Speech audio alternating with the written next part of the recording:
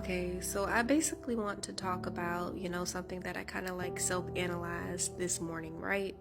Mind you, I had got off work and I'm gonna try not to make this too long, baby, but I can't make no promises, okay? So I got off work and I had took a nap or whatever, right? And then I started to really think and really analyze the situation that I'm in, right? And like I said before, last year I had like this spiritual awakening, right? I read the Bible more, I prayed more, I fasted, and everything turned to SHIT. Okay? My car transmission went out, the battery went out. So much money piled up.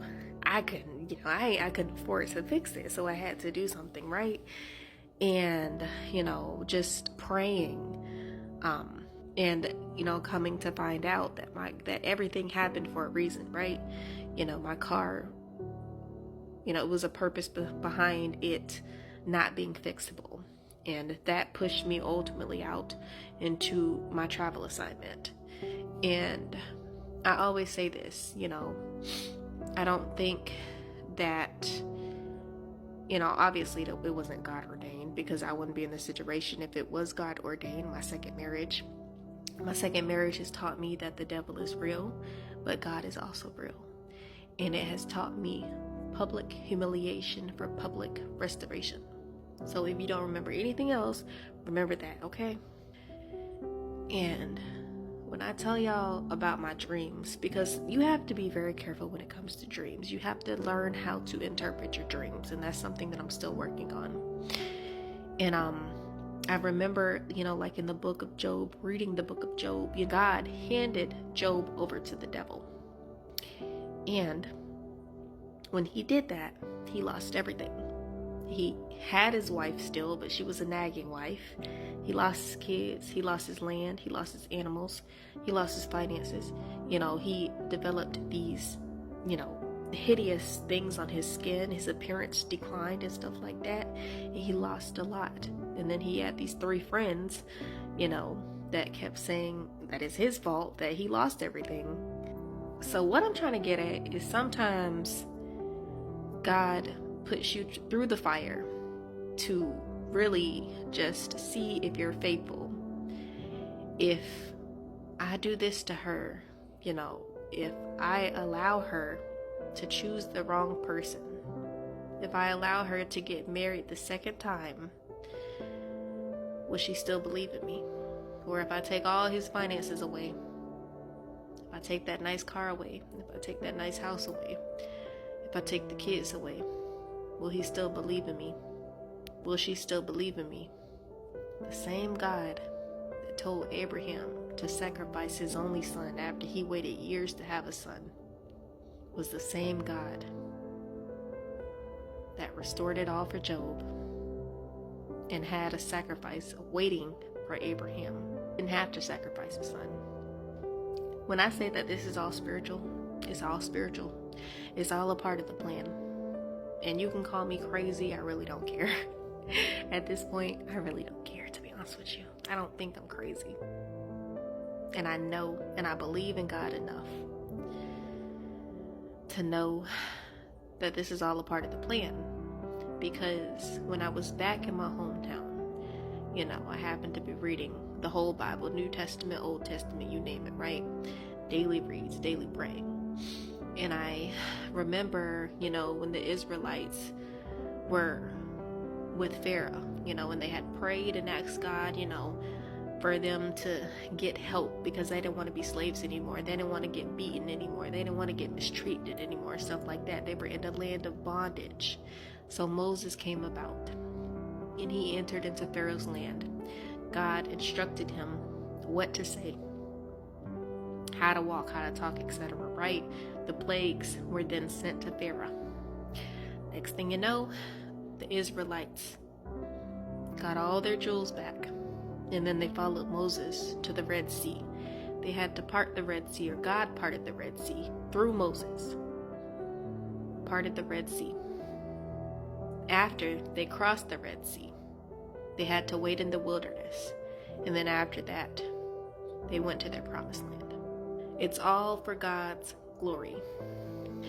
And when I sit here and when I can tell y'all not to be arrogant, nothing like that.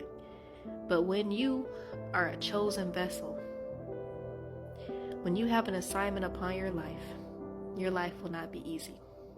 Things are going to happen that you are not going to have any understanding of, but it also says in the Bible, lean unto his understanding and not your own. And in all ways submit to him.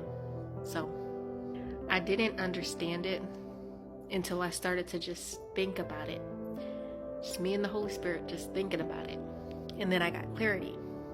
Because remember, the Holy Spirit reveals all truth. So this morning I got my clarity. And like I said before, not to be arrogant, not to be bashful, not to seem proud or anything like that, but I know where I come from. I come from a family of incarceration. Glory be to God, I was the only person to make it out that wasn't incarcerated. And I could have been incarcerated 2 times, but I was saved. You know, my family suffers from a history of abuse with drugs. My family suffers from a history of lack of education, you know, lack of dreams, lack of visions and stuff like that. And when you are in a land that is dead, you have to move. You have to go. And this is so spiritual, I kid you not. Every time I go back to my hometown and I lay in my bed, I can't sleep. And it's not even the hometown, because I was journaling today, and sometimes it's just the environments that you are in, the people that surround you lack your growth. And sometimes it can be family, because spirits differ, mindsets differ, hearts differ, energy differs. So it's not about the hometown, but it's about the environment. So I went on a travel assignment to a new environment. And I met the same person with the same spirit. I met a man. I knowingly saw him smoking, but because my past said I smoked marijuana when I was 18 years old, to show a little empathy for him, to show a little grace for him. But you have to know, when you stopped, that doesn't mean that I take responsibility for somebody else's actions. And I had to learn that to allow somebody to save me just for once. And I'm not talking about I can't swim by myself or anything like that, or I can't hold myself responsible, or I can't pay my bills, nothing like that. But I'm talking about allow a man to be a leader and to be a strong man for you. Why do I always have to be the strong one? Why do I always have to build a man? Why can't he come to me already being responsible, already holding himself accountable? I shouldn't have to do that. So the devil is crafty, because I thought that he was the one, but he is not the one. The devil is crafty because if I would have settled with him, it would have been my hometown, but just in another location, surrounded by toxic family members, because his family did seem toxic, not to be mean, but they did seem toxic. So today I continued to self-analyze, and I wrote some things. I don't deserve a bad boy. I deserve a safe man. I deserve a responsible man. I deserve somebody who is secure. And in Genesis, it says that I will make a helpmeet suitable for you. What does suitable for you mean? For me, it means a person who is secure, a person who can help me become an even better author, a person who can help me become an even better nurse, not a person who brings chaos and confusion in my life. So that's what I want to say. Public humiliation for public restoration. Remember the name, baby. That's it. That's all. Have an amazing day. Bye.